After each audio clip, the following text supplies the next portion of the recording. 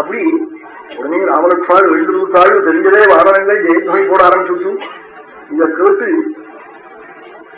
ராவணம் என்னன்னு பார்க்க சொன்னா ராமலட்சுமாள் மதிச்சு போட்டாள்னு வால் நோட்டீஸ் வச்சுக்கிட்டே அவ நன்னா இருக்காளேன்னு தான் போனோம். அப்புறம் ஒரு 1000 ஆளை விட்டு ஒட்டின நோட்டீஸ் எல்லாம் கழிச்சாங்க. அப்படி ஆகிட்டு இப்ப மணி பண்ணாம சட்ட பேசினேன். ஏதாவது இந்த நாள்ல லேபர்காரால் பிரவச்சனம் பண்றவாள் யோசியம் சொல்றவாள் இவாள்லாம் நல்லவாளா இருக்கணும். கேரளத்துக்கு ஒரு பெரிய பாக்கியம். நம்ம இந்தியன் எக்ஸ்பிரஸ் கிருஷ்ணய்யர் வாஸ்தவமா தர்மம் பிரச்சாரத்தடையணும்னு எண்ணினவர். ஆச்சாரியாருக்கு ரொம்ப வாழ்ந்த கருணை. அவ அது மாதிரி அவள்லாம் நல்லவாளா இருக்கிறதாலதான் அவள்கிட்ட வேலை செய்தவாள்லாம் அப்படி இருக்காங்க. அப்படிப்பட்டவர்களுக்கு எல்லாரும் அனுகூலமா இருக்கணும். நல்ல பேப்பர்கள் இல்லையே தேசத்துல தேசமே கெட்டு போயிடும், நாஸ்திக சமுத்திரத்துக்குள்ள மூழ்கி போயிடும்.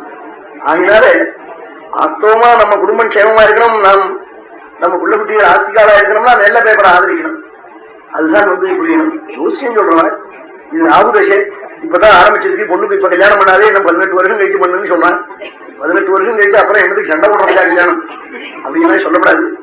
ராகுதசையா சஷ்டி பூஜை பண்ணி வெளுத்த சஷ்டியில பூஜை பண்ணுன்னு சொல்லு. ராகு கெட்டு போயிருந்தேன் அதுக்கு மாதிரி தோஷமுள்ள ஜாதகத்தை சேர்க்கணும்னு சொல்லு. கல்யாணம் பண்ணினாலும் அது ஒரு சம்ஸ்காரம், அது முச்சு பயத்தை போக்கும்னு சொல்லியிருக்கா ரிஷிகள்.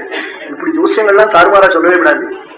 வரதட்சணை ஒரு பெரிய விஷம், அது அதுல ரொம்ப ஜாக்கிரதையா இருக்கணும். அது ஏதோ சில தெரிய உள்ளவர் அதுல எங்க வந்து சுப்பிரமணியவா ரொம்ப சக்தி.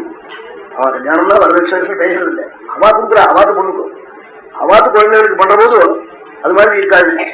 ஆமா இப்ப அவ சட்டகர் பையன் பெரிய பதவியில இருக்கா, பெரிய டாக்டர். அவன் பசுபதியார் கல்யாணம் நிச்சயமாயிருக்கு இன்னைக்கு. அவன் பசுபதியும் நான் காலேஜ் வாத்தியார் என்ன பெரிய இடமாச்சேன்னா நீ பயப்படாதே நான் பண்ணி வைக்கிறேன்னு சொல்லிட்டாங்க. அப்படி சொல்லணும். ஏன்னா தாரப்பிரதான நகிதான மன்னியது பிரதிஷ்யத்தை ஞானவதாம்கி லோகே. துறவிகள் கூட தம்பதிகளை சேர்த்து வைக்கிற விஷயத்துல ஈடுபடணும்.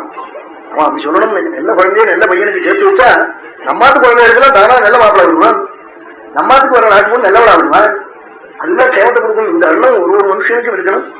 அவன் வெங்கட சுப்பிரமணியனை பத்தி எனக்கு சொல்லி ஒன்னும் ஆவணியில அவளும் தன்னை பத்தி சொன்னா சங்கோச்சப்படுவார். தர்மம் புரியணும். அது நீங்க புரிஞ்சிருக்கலாம், இருந்தாலும் புரிஞ்சது நல்லா புரியறதுக்காக சொன்னேன். பணம் கிடைக்கும் போதும் வரும். அவன் தர்மம் கிடைக்குமா, அவன் தர்மம் தான் பெருசு, அதைத்தான் புரிஞ்சுக்கணும்.